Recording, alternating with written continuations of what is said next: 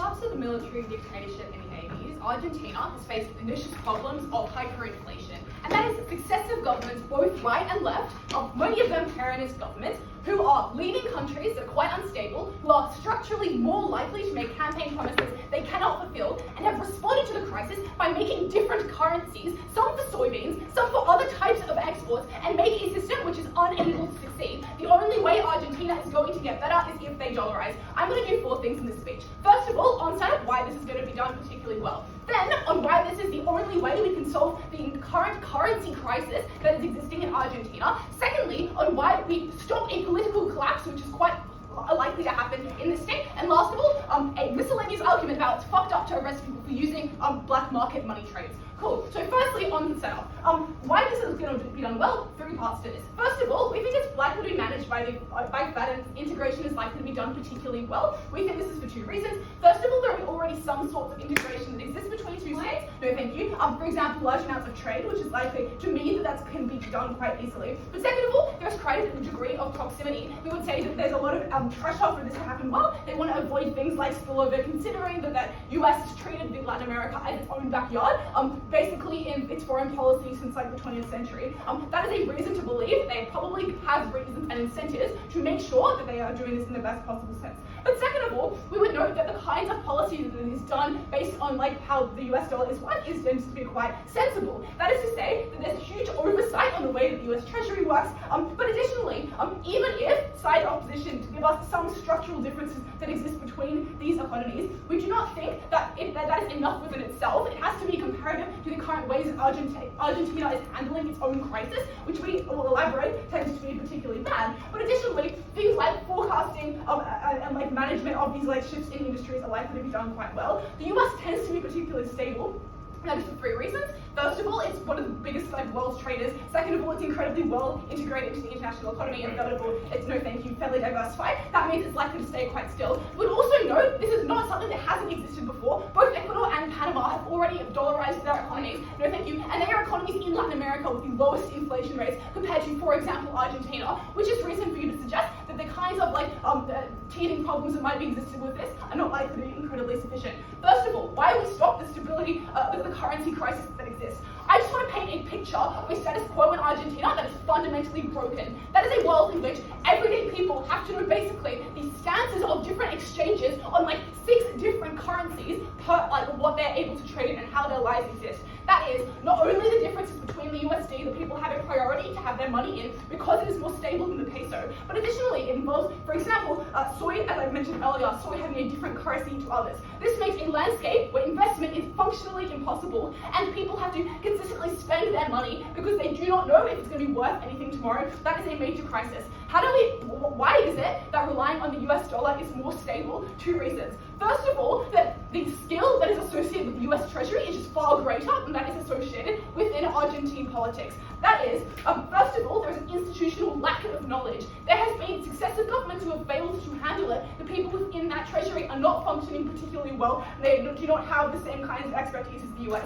But second of all, there's competition between governments, which means that they have to, for example, make promises like, we're not going to cut the mass amounts of public spending that our government already does. For example, they spend billions every year on lowering energy costs. That is money that they're spending already in massive deficits, already defaulting on loans. So thank you. Because of that political system, which means that they cannot make the tough choices that they need to, that is a world in which those decisions are never going to be made. The consequence of that is that an economy that currently is spiraling into crisis keeps getting worse under a system of this magnitude. And that is the second mechanism, which is that it's incredibly difficult to have a very streamlined economy under the system that Argentina is now. That is, first of all, when you have multiple different exchange rates, you create perverse incentives for people to, for example, wait out for different economic consequences to happen before they make trades. For example, it is a well-documented phenomenon that in Argentina, soy producers have incentives to wait until the currency balances out relative to other currency before they sell, which means you get consistent choke points in this economy and people mass selling at different stages, which creates further diminution. That means that you get these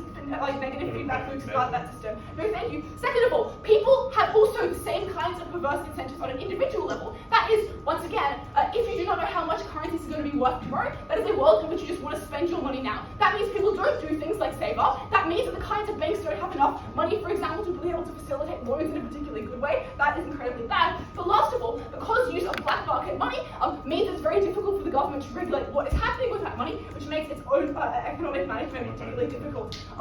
Before I impact that, yes, closing. How does one dollarize their economy? Cool. Ask Ecuador and Panama, who have done it already. We would say that what it would do is the Argentine government works with Fed and they're able to create a path to fixing it, like using those dollarization systems I've given reasons to earlier is likely not to have that many teething problems. Why are these economic consequences really important? Argentina is in a chronic hyperinflation crisis. These are people who face the psychological damage of not knowing if their whole life savings are going to disappear. These are people who don't know if they're going to have stability tomorrow, and these are people with a low quality of life. All of those crises are of the utmost importance to fix. But why secondly do we win this debate is we prove that we avoid a political collapse.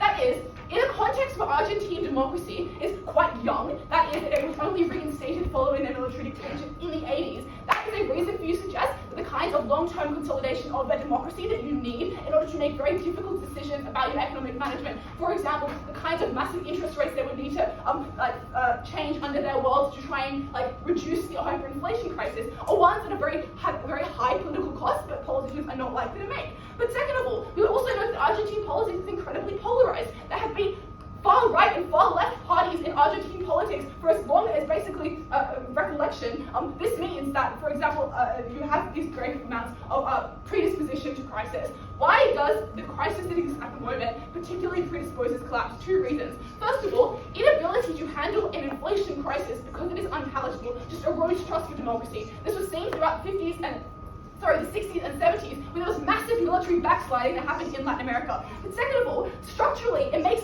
people more likely to make campaign promises they cannot fix. Because if people are desperate and you throw out some populist slogans, people are likely to believe you. That means that people then get more and more dispossessed within their own democratic system, and that results in political decay. But quickly, everyday people are forced to rely on a black market of money. That is a market that is illegal, and people consistently get arrested. It's very fucked up to keep arresting people because of release of that US money prior to government.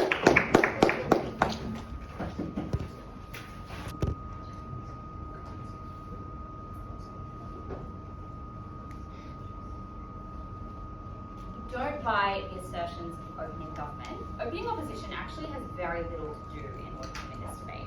We don't even have to make inflation better or make Argentina better. We just have to show that we're stopping the disaster that opening government wants. The disaster that pretty much every major economist opposes, the disaster that precedent in South America, certainly does not favor. Dollarization in Ecuador was disastrous, and it is extremely likely that it will be here too. Dollarization in Ecuador did not effectively target inflation. It in fact increased inflationary public spending. That is likely what we're going to see in Argentina as well. We don't even have to prove a benefit. We have to avoid a harm, but we do both of those things. Firstly, I'll talk about why this is terrible for the economy. Second, I'll talk about politics. First, it's terrible for the economy. As I noted in my introduction, we don't have to show anything gets better. We just have to show we avoid things getting worse. But we do make things better. We explain we have alternative tools to tackle inflation, things like cutting inflationary spending, like for instance, not doing massive fuel subsidies, like increasing the productive capacity of the economy that is doing non-inflationary spending, like getting loans or bowing to public pressure of other countries, of people like the IMF, etc. And the only response from opening government is to say, well, this is politically unpopular and the central bank is structurally bad. A number of responses to that. The first thing I note is that we do have a counter fiat because this is an extremely complex, expensive, unpopular policy. It requires extra spending when things fuck up, which obviously requires you buying the rest of our case, but assuming you do, this would be an expensive and difficult policy. And we would use that counter fiat on things like saying, do not do inflationary spending, e.g. sink tons of money into fuel subsidies. Those are the fucking examples we give. Listen to our fucking case. And I would note, secondly, that other countries are likely to pressure you, which is to say that people like the IMF, people like the US, for instance, if it's willing to support dollarization, is going to support Argentina, for instance, from doing this. There is even informal national pressure in addition to, say, conditions on loans you get formally from institutions like the IMF. I note, thirdly, that often as crisis gets worse, public support for things like some degree of austerity, where that is politically sensible, does actually increase, even if those are in and of themselves politically unpopular policies. But fourthly, we just reject the entirely unproven characterization of central bankers in Argentina as like idiots who bow to public pressure at every whim. No, these are experts. These are people who are able to, on our world, say, get advice from people in other countries, and certainly are better, more expert, and have more aligned incentives with Argentina than the US, who obviously does not have that incentive. But finally, I note that as much as these guys accuse us of not explaining, neither really do these. They just say, like, they just basically don't impact the argument, right? They're like, these guys in the central bank, they're really bad and they're doing bad stuff, but they don't really explain why the fact that you might be a crony, or the fact that you might, for instance, care a bit about what the public wants, means you don't want to do things to help the economy. That logical step is not filled in by opening government. And we explain that there are plenty of these things that these people can do, that we actually have a huge amount of counter fiat to do sensible policies like stopping massively inflationary subsidies, and we would instead do those things. Obviously, this is not a perfect solution, but I would note, number one, it can work, particularly given the amount of counter fiat we have, particularly given the incentives that we point to. And secondly, importantly, this is a basket of solutions which Argentina can turn to at different points in time to try out, etc., and solutions which are reversible if you don't like them, compared to dollarization, which is not reversible except for huge and massive costs, which is one single solution that they point to. We would empower the central bank and Argentinian politics to do a range of tools to stop inflation. But the second thing to note here is that we just simply don't need to win this argument, because dollarization makes everything in Argentina worse. Opening. Yeah, so for the last 50 years, governments have been responding to the crisis by printing more money or making more currencies. Why are you trusting these same institutions to fix the crisis and not a neutral third party? For all the reasons I just gave, we would counter fiat, not, for instance, printing more money that leads to hyperinflation. We would do other things. And again, all the reasons I just gave, why there's other pressure on central banks in the absence of you doing your policy to do sensible things, to do anti-inflation policies. So let's look at their material. I want to note firstly the red herrings they push out. The first thing they say is, well, this would be done well because you have trade with the US, they have incentives to do it well, whatever that means. Obviously this doesn't matter because the intrinsic features of the policy are bad no matter the incentives of the people enacting it. Things like literally losing your central bank, losing any control of monetary policy, and the US still doesn't care. The second thing they say is, well, the US is stable. That doesn't matter because you have different economies with different interests who benefit from different exchange rates. What do we tell you? We tell you literally cannot set your exchange rate, and that matters because you are unable to export commodities, for instance, export agriculture at competitive prices. And it matters being able to respond flexibly to these things because things like agriculture do change in value, because things like droughts, things like price fluctuations in commodities make those things different. And opening government just says, no, you need to be stable. What you need for Argentina is to have that kind of flexibility, which they totally see. Secondly, we explain that you just don't have a central bank, which means things like financial crisis and contagion is more likely to occur because you can't give swap lines to big banks in your country. They are more likely to go under where they have a liquidity crisis, which ruins your financial sector broadly. You cannot do the very important tools of lending out or being a lender of last resort to those broader banks. You require huge amounts of selling of public debt. This is incredibly complex. This is terrible for the economy. It is terrible for inflation. All of those things get worse on our side, and no one wants to invest in Argentina. It gets worse. It's worse for countries in the region. It's worse for the world broadly. That is horrific. The final thing I'll then talk about is why this is politically disastrous. And I just want to note that opening government here nicely sets up the problem. And they say, well, Argentina is politically polarized. It's disposed to crisis. It's democratically unstable. But we're the ones who explain why dollarization, particularly in the context opening government describes, makes all of that worse because it is unconstitutional and, for instance, has explicitly been opposed by the Supreme Court last year as something that would be anti-constitutional. They just say, well, 35% of people agree. Can't you get other people on board? Obviously, that is still a minority. It's also asserted. And I guess our facts about it being unconstitutional are asserted, but I think that's more OIV than knowing like the exact numbers of people who support a certain policy. But obviously, this will still be something that is unpopular, that will be framed by the opposition parties as, for instance, a very bad or unconstitutional policy, or it looks like you're caving to what the US wants. It is particularly unpopular due to skepticism of the US, due to examples in the region of disasters like Ecuador, and because it both is and is perceived to be a secession of your sovereignty to the United States. People do not like it, even if some people do. It's likely that as this policy increases, as we show all the harms that occur, people are likely to like it far less. And that means you do just get political conflict and turmoil, which is terrible for Argentina and people in the region. It means, secondly, this just principally is anti the interest and anti the real preference of at the very least 65% of Argentinian people. And finally, it explains that it's very hard to do this policy well because there is opposition. Because if you need to reverse it, it becomes even more costly. Dollarization is a terrible idea. It has not worked for countries in the region. Most major economists oppose it for Argentina, and you should oppose it too.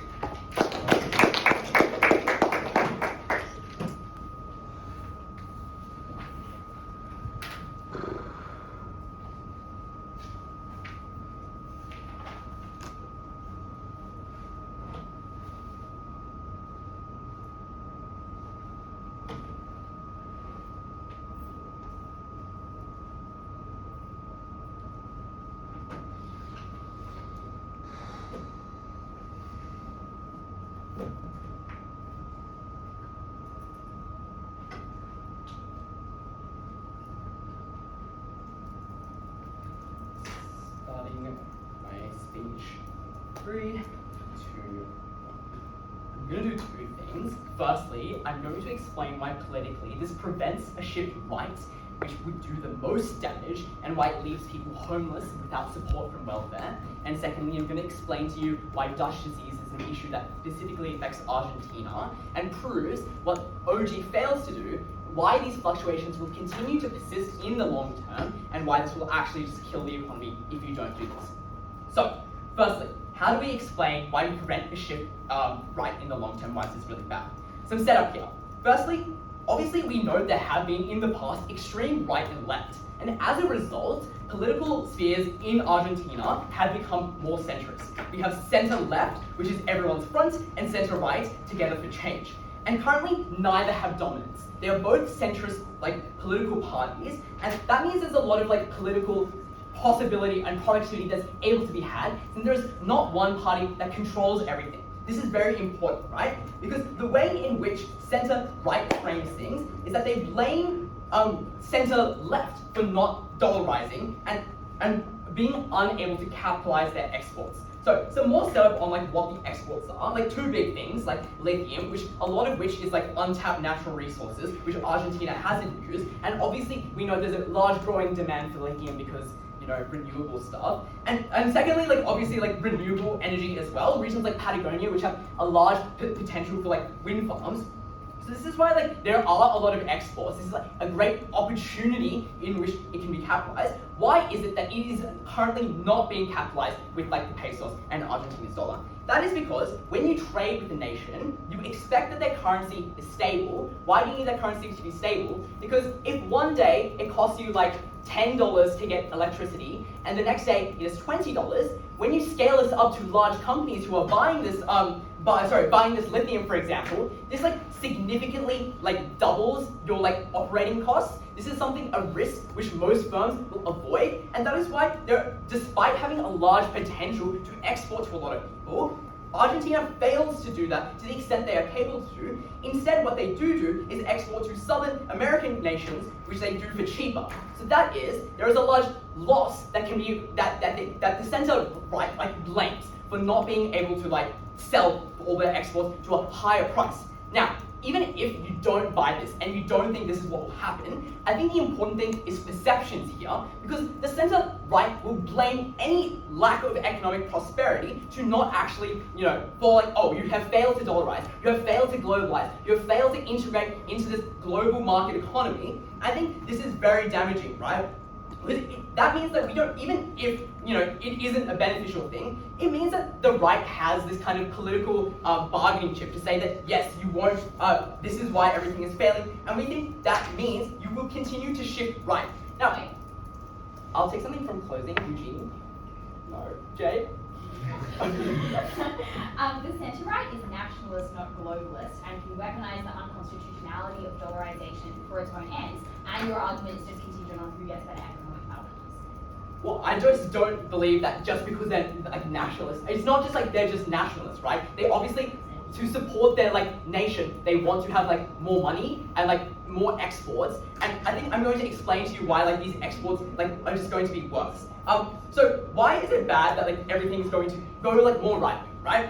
So no manufacturing is digging stuff up from the ground is requires a very small amount of the people of the population, right? That means an economy must then redistribute all of their trade profit to everybody else. That requires a very strong welfare system and welfare rep, something that the right is less willing to do than center left is able to do, right? So if you can see, so what happens when you then shift to yes, we will dollarize this. That means that the contention between left and right is no longer do we dollarize or not. It then becomes okay, this is now accepted. Now right can actually center left can now co-opt a lot of the voters who were previously going to be voting center right, because I won't be taking any pre-wise. The only reason they were going to be voting for them was because they weren't having this policy. That meant that you just were going to have less welfare. I think this is intuitively very bad for people, because obviously you need to have this welfare systems. People actually just don't have enough money to support their families. If welfare isn't distributed in the case where like literally like 1% of the population is like involved in like exports, like that leaves like 99% of the people just like not having enough money. And obviously there's a large scale of benefit that you have when you shift the policy towards the right, towards the left, and the welfare benefits, and that's why we win on that point. Now, next, I'm going to quickly move on to like Dutch disease. Obviously, you probably already know this, but I'm going to explain it anyways. So obviously, because the exports of like lithium and like renewable energy are valued very high, this tends to dominate the way in which the currency is valuated. And obviously, manufacturing has been volatile in the past, and that is why, because you spend so much of your currency is based on like 1 or 2 exports, if like for some reason it's just like, oh, we found this like new way, instead of lithium something else, you are significantly tanking your economy. This is like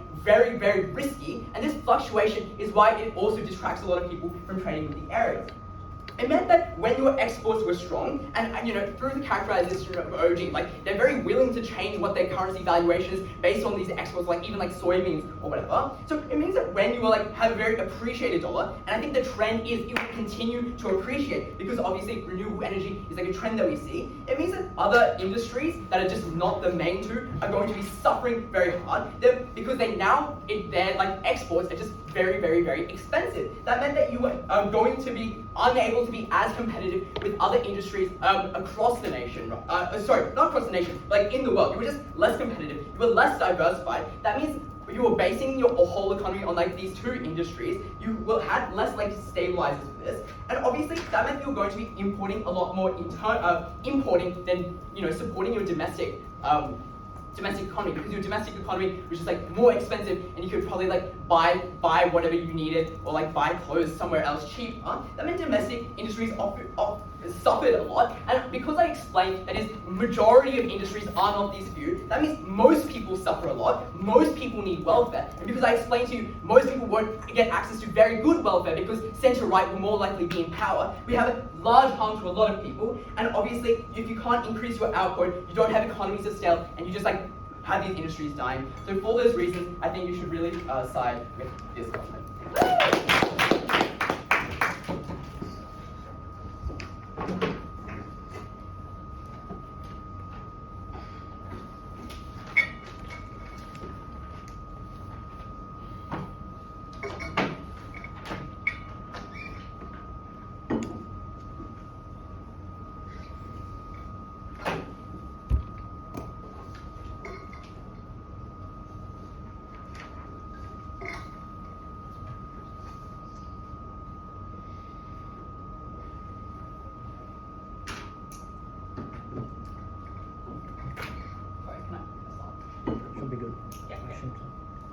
This policy is obviously not free, it is ridiculously expensive, it is bound to fail when you literally have to, it is literally premised on the entire Argentinian population converting their like pesos to US dollar overnight.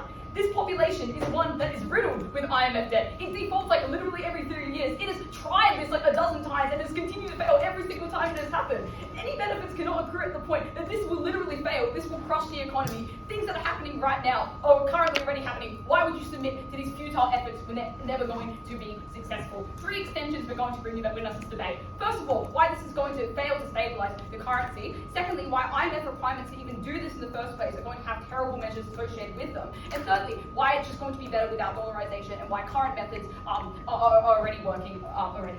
On this first extension about why this is going to fail to stabilize currency. Obviously, as I pointed to in my introduction, they've already tried to like dollarize many, like a dozen times. It has continued to fail, but it's also just ridiculously hard because you literally have to exchange everyone's pesos into dollars, into US dollars. That is extremely hard to do. First thing I would point to is that Argentina already struggles to attract foreign investment or huge amounts of investment that is necessary for this policy to happen in the first place. It needs, so it needs a lot of this money. It is already going through a larger government deficit. It is debt-ridden. Its inflation is insane right now, and they have an increased need for government spending because the people are so reliant on social safety nets and things within this nation. Secondly, they can't get enough US money to stabilize this in the first place because you have to do these immense amounts of exchange and things like that. First of all, this means that you would stimulate significant internal distrust because it has tried and failed because it continues to do this. But secondly, because they are already in IMF debt, at the point at which you need to go to the IMF to get even more stuff. You're just going to accrue you're just going to continue to accumulate this debt. And at the point at which you're debt-ridden, because any investment into going into Argentina comes with a huge risk, it is very unlikely that you get very much investment going into this economy in the first place.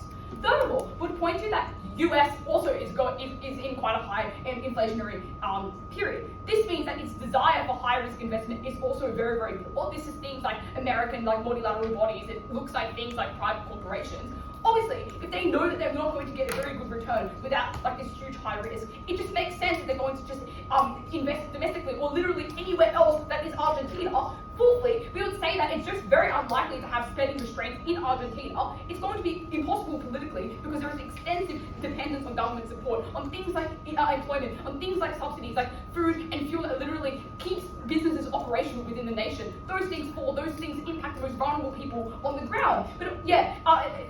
But at the point at which you continue to accrue debt and have these repayments that are not going to work, they're just going to end up defaulting. They're just going to end up doing the things that have tried and failed. And the final thing we'll know is that some sort of liquidity crush will also happen, because OG wants to say that this is the path to fix everything, but when you have to exchange this amount of money and there's not enough US dollars circulating in the economy in the first place, it prevents these transactions that make any sort of trade efforts happen in the first place. What are the impacts of this? It means, first and foremost, that this dollarization is bound to fail. You're going to run out of any sort of effective funds to keep it going. Secondly, it means that you are forced to turn to the IMF. It's going to be loaded with very, very difficult austerity measures and terms and conditions because of how high risk these loans actually are going to be.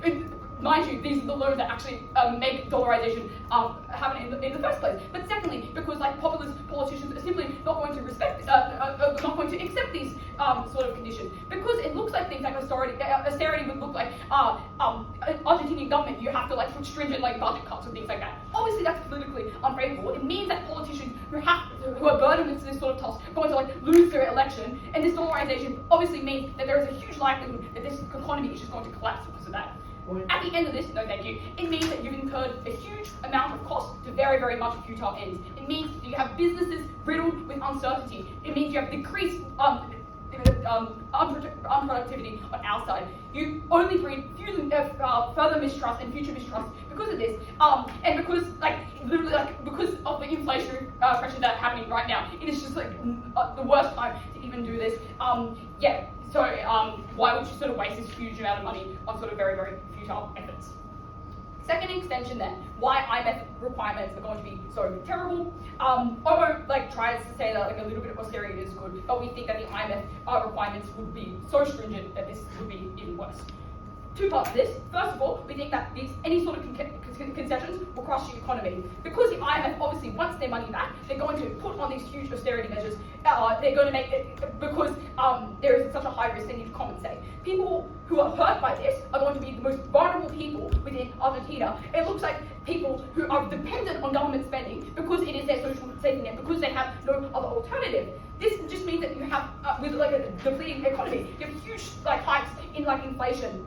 It means things like domestic and international investors are going to flee. It means that you discourage the ones who are already in Argentina to continually reinvest. That is just not going to happen anymore when there is so much uncertainty because your economy is literally not working yet.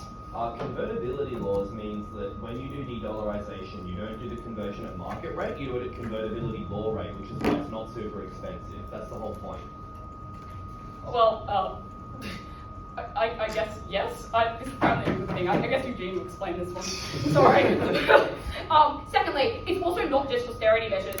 They've already got quite a sizable amount of debt with the IMF. This is only going to accumulate because the repayment would be put at super high interest rates. It means that in the long term, because you have less money, because you have to repay these loans and things like that, because you're always trying to repay that debt, it means you have less money to spend on government spending. You have less money that is crucial for the most vulnerable people who are obviously riddled with debt and inflationary pressure and things like that. What is the impact of having less money on the economy? Well, it just means you have less subsidies for things like food or fuels that keep these businesses operational in the first place. It means that things like the national airline, because this is the country that you need to fly around, dissolve, it means that you sacrifice significant short-term economic effects. For example, things like employment that keep people in work, that keep people productive, but also it prevents long-term growth. For example, at the point at which you cannot fund your education system, it means that any skilled labour that you get from your university graduates are likely to just go abroad and you lose your like a lot of economic output to them. But also, it's just for all the people who are dependent on this public funding. They have to bear the cost of living. They have felt the shocks of things like the Ukraine war and things like that. They're obviously going to turn to protest, and this is going to fuel further mistrust. Very quickly on why we get better without dollarization. First of all, we're able to extract like lithium. There are huge salt plains in the northwest that have large demand. The prices will go up because of that. Secondly, because of Chinese investment, there are already multi-year programs, revenues coming to that, BRI, etc. I guess, yes. I'd like to thank you.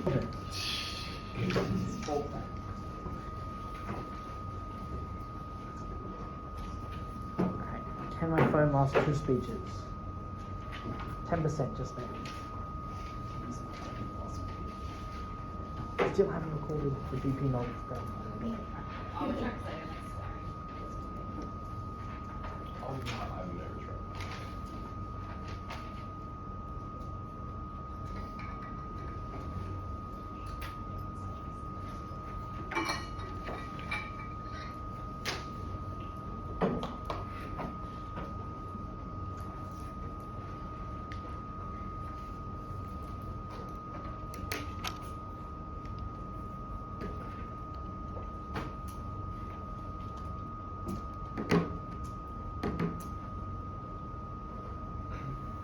Holy shit, I love talking about foreign exchange. I'm going to start with our second extension on Dutch disease and explain why it handedly nuked CO out of the debate. Then I'm going to talk about our extension on politics and additionally explain why our analysis on currency fluctuation is the most credible, why it takes out both opening teams. Let's start with Dutch disease. What we explain is that Argentina's industries are tracking towards being increasingly centralized. Their long reliance on a manufacturing base that's entirely uncompetitive, that does not work in the instance of automation anymore, that is empirically falling in popularity, is precisely why this will be an economy which is almost entirely reliant on their lithium exports. A resource which I'm sure Eugene is going to explain that they can export. Additionally, we explain that they're just likely into the future to be able to capitalize on, for instance, the exports of renewable energy in places like Patagonia, which obviously countries like America and other regional powers have a huge incentive to buy, not only so that they're able to do things like do greenwashing when you're buying it from countries like Argentina, but also just because there is a huge demand for green power, and obviously not all countries are able to produce it, and Argentina has a comparative advantage in proving it. Additionally, we explain this is a cyclical problem, because when you're really good at exporting a couple of things, that is why every other country wants to buy the Argentinian peso, and it pushes up the price of that. The problem is when the price of your currency is pushed up by 2 specific industries, no other industry is competitive. Your manufacturing industry, which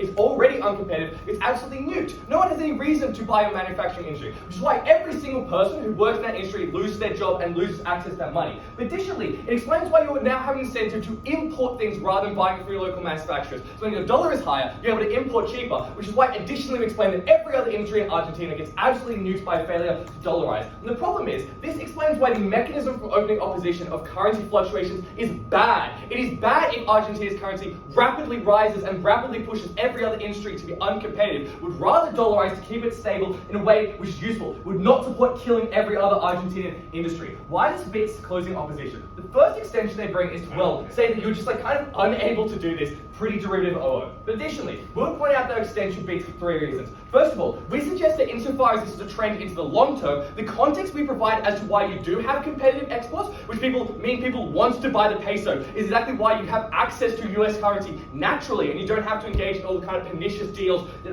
this CEO explains. But additionally, we explain that it is a long-term trend. We do actually identify the long term. It's unclear why you have to submit yourself to a really shitty IMF deal right now. But additionally, insofar as they want to talk about liquidity crunches, we're able to flip this. So what we point out is that the context of historical Argentinian currency fluctuations is that they have been continually having to effectively dollarize. The way that works is, when you're Argentina, you need to manually, the Argentinian central bank, you have to manually insert yourself into your forex market in order to keep the Argentinian peso stable. This is a policy they have done for decades. The problem is it relies on your access to US foreign currency reserves to sell onto the market to buy pesos in order to keep that currency afloat. The problem is threefold. One, it explains why even if you believe that we get owned a bit by IMF Austerity right now, every time they take IMF loans into the future in order to stabilize their currency, they get owned tenfold. But additionally, it explains why you're more likely to enter into the active crisis, which is actually hard. The Argentinian central bank has the lowest US dollar currency reserves in recent history. It is down to 30 billion from 80 billion just 5 years ago. Precisely why they're on the precipice of crisis. It's essential that we use the chance to de-dollarize to prevent the continuation of this crisis into the future, which explains why all of their impacting on austerity and all of their impacting on the IMF, having to rely on the IMF, is flipped for closing government. Because we are able to explain that when you are able to stabilize your currency, not only do you claim the benefits of being able to prevent Dutch disease, you additionally prevent total reliance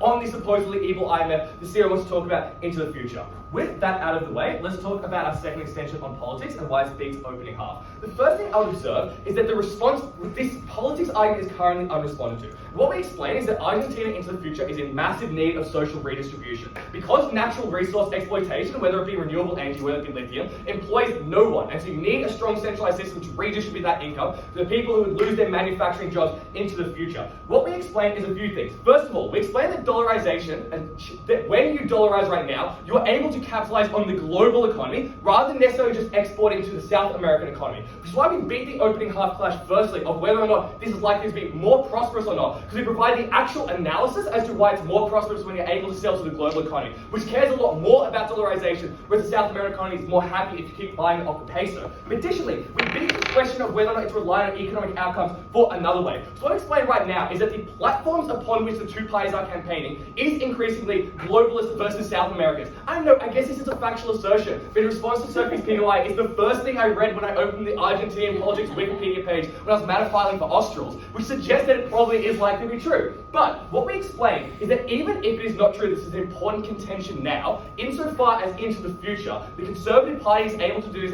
is able to explain this as a missed opportunity. The centre-left party, which failed to espouse dollarization and failed to capitalize on those economic benefits that left Argentinian people suffering, is precisely why this party loses power into the future. It's precisely why you never get the maintenance and creation of those stable redistribution networks, which we explain are so essential. Why is this extension debate winning? But first, if you have anything to say, CO.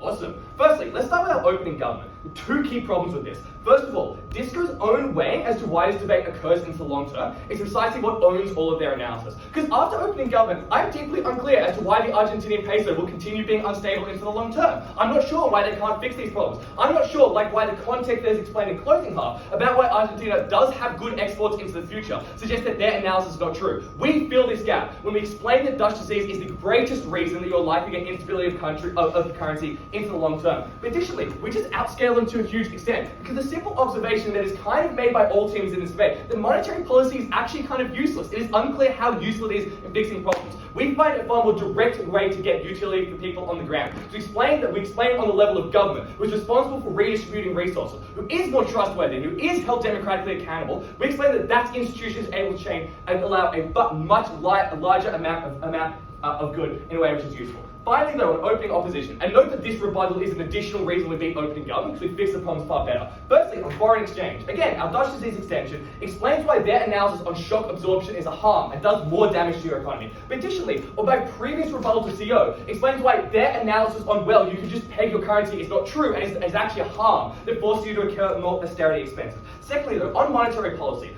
Firstly, our context does a far better job than OG, because we explain why contextually this is a central bank which has been subordinated to the economic cabinet. A set of 2012 reforms which actually legalized the central bank literally just writing off government debt with their internal measures, but a better response to that. But additionally, we will just explain that the monetary policy of the US and of Argentina is already naturally to be aligned, which is why the Federal Reserve would do it quite well. For the simple reason these two economies are heavily integrated. When the US economy does well and they buy lots of Argentinian exports, that's when the Argentinian economy goes well. And insofar as they're in lockstep, I think it's a good thing that the Federal Reserve is able to control their monetary policy. We save people on the ground, so proud to propose. I'd like to thank the government whip for that fine speech. Before I welcome up opposition whip, just a reminder, everyone please offer POIs in important public format. Without further ado then, I'd like to welcome up Problem with the... Oh, sorry.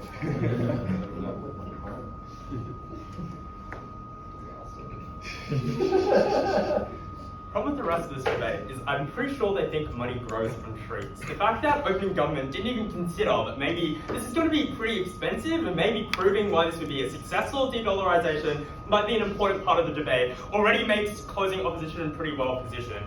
Because in 1999, Argentina well and truly tried this. In fact, opening government gets up here and says, yeah, there's a whole bunch of populists. What do you think those populists campaign on? Just like the current president, these populists campaign on simple solutions of, let's just dollarize our economy. And therefore, they incur huge amounts of IMF debt with crippling conditions that led to the austerity in the early 2000s, abandoning those policies during a difficult transition along the way, ultimately leaving Argentina ladled with just more IMF debt and just a worse situation in the first place. That was our extension given a closing opposition. It was funny that closing government in a POI asked opening opposition, are they struggling to maintain their peak in the first place at the moment? The answer is yes. They have very low amounts of foreign currency reserves. And if they're struggling to be able to give US dollars of $200 US a week for individuals on the ground, we think the economic challenge of having to amass tens of billions of US dollars at extortionately high interest rates that our opening government described is one that is likely to put on immense amount of pressure on the Argentine economy at a terrible point in time. So we say, what are the harms of this type of crisis? Jade explains that what happens here is a very serious convertibility problem. Because yes, opening government is right that what you do is you just slash a fraction of the actual value of that currency in the first place. You give people like 10% of their pesos worth in dollar. What that leads to is a huge amount of actual suffering for people on the ground. People's investments that have literally just become valueless in that instance. Banks that all of a sudden have very little actual wealth now to be able to, for instance, manage their books with types of foreign customers. And it's not just the fact that you've given people pennies on the dime, it is that there is an enormous liquidity crunch going forward into the future. When Zimbabwe attempted to do forms of dollarization programs, the fact you chronically struggled to raise US dollars meant that people literally had pesos that were no longer legal tender, that they couldn't effectively spend, nor actually convert into US dollars because the government didn't have enough of them. So you have people that were running profitable businesses that literally could not make basic transitions because there was not enough US dollars in these types of countries. So yes, I agree, government has fear in this debate to say we'll get the money from somewhere. Our entire case is to explain where that process is incredibly difficult, why it's unlikely to be overwhelmingly sufficient to provide a huge amount of liquidity to people on the ground, why the harms of that significantly outweigh the benefits. On opening government, their core benefit is there will be a huge amount of currency stability here, and a lot of their rhetoric about, there'll be like a lack of fiscal discipline because of populist leaders falls straight into the trap of those very same populist leaders utilize dollarization as an excuse, as a simple way of trying to fix a very complex problem in Argentina. And that is why it is in fact done incredibly poorly and is mismanaged quite significantly. But it is secondly because it is deeply unclear to me whether inflation is as bad as debt and austerity in the first place. That is because Argentina has been managing decades of double-digit inflation, and yes, it is obviously not great, but it is also manageable to some extent. For instance, foreign companies like Citroën or Renault, like the big automotive manufacturers, all the time still manage to run operations and do forms of foreign investment in Argentina. The way they do that is they do have to get pretty extensive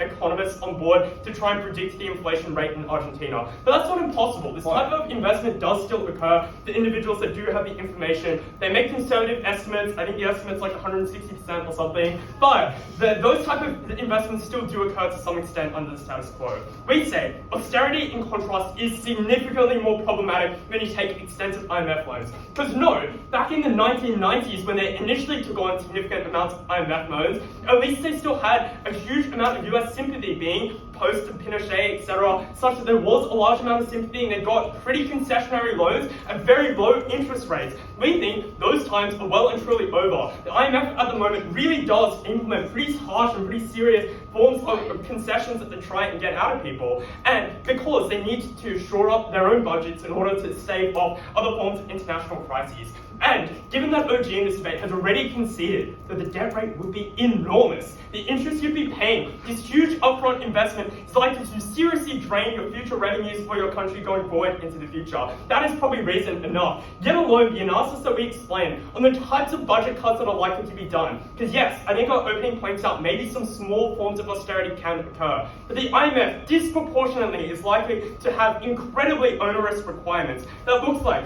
ending free university in Argentina, which has been essential to give skills to people to escape unemployment from the deindustrialization that CG explains, means that people need to get reskilled in order to find proper wages. We're talking about the healthcare in Argentina, where people are chronically unproductive when they do not have proper basic forms of medication that people are given. We're talking transport subsidies in Argentina for buses and for airplanes into regional areas, which are critical to get people in order to be able to access their work. We're talking fuel subsidies, which are essential to keep businesses operational so they don't go bankrupt and cause wider contagion throughout these economies. We think debt and austerity cripples Argentina into the long term. That is a harm that is not worth any form of currency stability, if they even proved it was successful in the first place. Take over. Okay, so any response to this austerity, which is any response to this triple-digit inflation price, we need austerity. Your own opening provides loans as a one way to solve this. Why is talking about the IMF now not? Yeah. We take loans, but we don't have to invest upfront tens of billions of dollars into a multi-year-long process of transitioning and converting people's pesos into US dollars. It is one of those where the amount of debt that you incur on the side of opening opposition is way lower than what you described, and the type of reinvestment that you do is not spend the money on turning people's currency into something else, but instead actually give them the basic support that they need to keep businesses functional and operational on the ground. Let's address closing opposition. Their first extension on Dutch disease has the problem of just being untrue. Like, deindustrialization occurred well before the finding of lithium and increasing of lithium, and their chrome industry is broadly diverse. They sell a whole bunch of nitrates, soybeans mentioned earlier, tourism's pretty big in Argentina, and I think the more problematic question of this is, does dollarization even fix this problem?